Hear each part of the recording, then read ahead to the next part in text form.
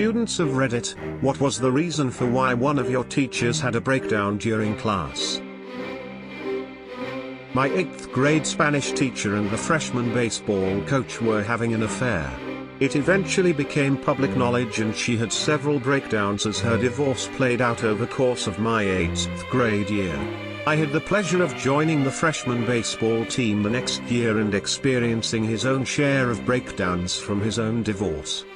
I had 2 teachers who were married and went to my church. They were both super nice and some PF my favorite teachers. One was my homeroom PE health teacher in 8th grade and the other was my English teacher in freshman year. They split my 8th grade year, and it was really sad. You could tell both of them were on the verge of breakdowns the majority of the time. I hope they're doing better. We made our English teacher cry. But we didn't want to, because we really liked her. She was about to switch to another school and she had some really important things to do. She needed to call someone, so she gave us a task to do and left the room for like 5 minutes. We were a horrible class, around 16/17 at this time and mainly boys. We had breakfast together that day and stuff was still in the classroom. So the boys decided it was time to throw it around and hit the window with stick of butter. While one boy tried to clean the window, using a squeegee, is that the right word? Never used it before and I'm not native, someone else decided to throw out the trash. Another teacher came, because she saw the trash flying by the window of her classroom and in the moment she stared yelling at us, the other teacher came back. She immediately started crying as she saw what was going on. I think she was angry and overwhelmed because she liked the school and didn't want to leave, but in this moment we were the little assholes making the decision easier.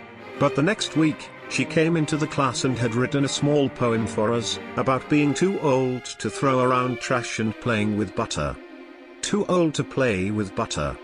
Maybe to mess around would be more appropriate. She hit and killed a student walking on their way to school. At my high school a student hit and killed an elementary school teacher on his way to school.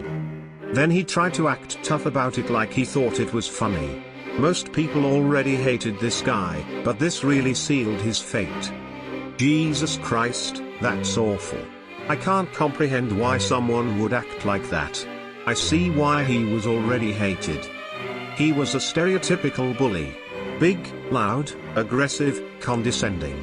Chewed tobacco at lunch, spit his dip spit on the ground. Willingly stupid.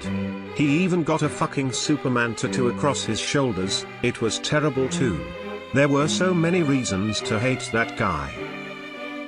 My favorite science teacher in high school was slowly being forced out by administration. One day in class she stopped teaching and sat down in front of us and told us she had just been diagnosed with MS and began sobbing. The entire class got up and gave her a long group hug. It is one of my most cherished memories from that chapter of my life. That's so beautiful. I was diagnosed 6 years ago. It's better now, not 100% back to normal of course, but oh man, that first year was terrible. I hope she's doing okay now. My history/government teacher has been to Vietnam and it's quite known that he was on the front lines. So in the middle of a lecture a girl raised her hand and asked, "Have you ever killed someone?" The question caused him to go silent and leave the room for quite a while. Luckily the girl was ripped a new asshole by her fellow classmates. Same exact thing happened with my hist/government teacher.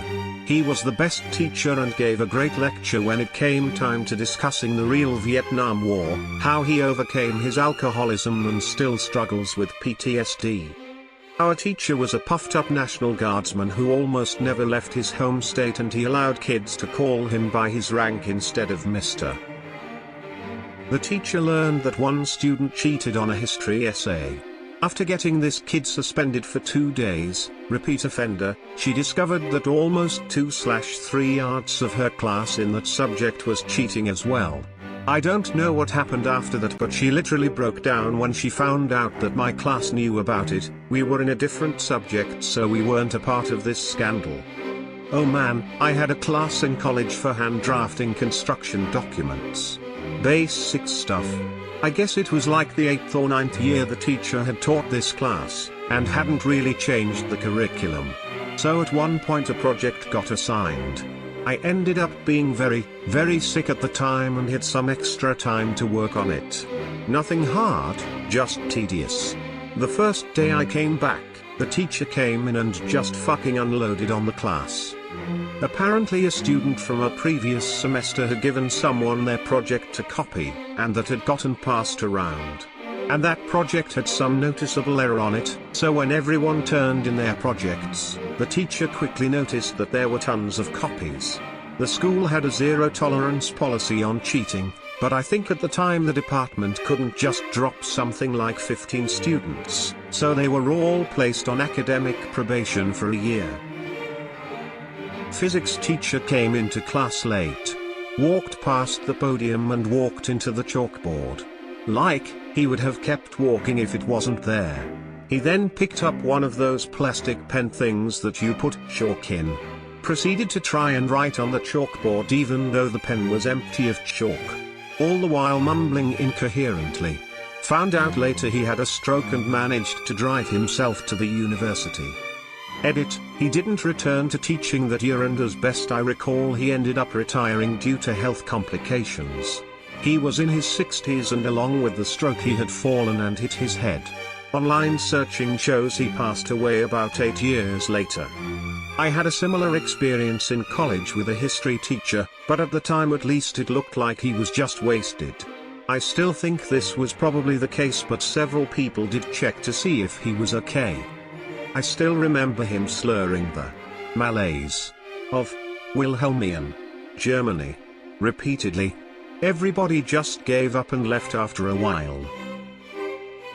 There was this science teacher already on the verge of a breakdown. We called her Molecule. Someone wrote that on a leaf of one of the plants in the class and she started crying and pretty much had a breakdown. When people endure bullshit for too long, they can completely fall apart over the seemingly smallest, silliest things. It's like the Ruthie episode of BoJack, where Princess Carolyn has a day brimming with awful experiences, and the thing that makes her cry is finding out that her necklace was fake. My math professor in college was going through a divorce and they were fighting for custody of their 2 younger children. You can tell he was irritated because he wore his emotions on his sleeve. One day he came into class about 5 minutes late and he was physically shaking. He was violently crying and apologized to us and said the class was cancelled. He apparently lost the custody fight with his ex-wife. Had something similar. My math teacher, around 2006-ish, was going through a divorce. We all got the impression it has thrown her deep into some kind of depression. She was absent a lot and sometimes just gave us a paper with math problems to solve while sitting lethargically at her desk. One time she totally broke down in front of us. She just randomly told us that she saw one of these "Have you seen this cat?" flyers pinned to a tree and called the owners to ask how it is to own a cat. The owners felt ridiculed and allegedly shouted something. She sobbed while repeating, "I just wanted to know how it is to have a cat." Man, I felt so bad for her. The one that sticks out is my history teacher, who was a level 10 incompetent at anything. She usually blathered on through class, about stupid things. She was always very well put together, dressed well, hair done. It's just there was no substance to her teaching or conversational topics.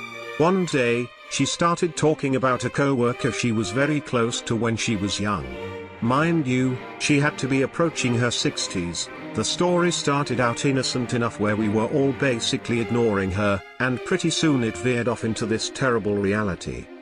Her co-worker had gone home from work, and died in a car accident on the way home. This had to have been 30 years ago. She was crying, saying how much she missed her, and how crazy life can be. The way she explained the story was so sad, too.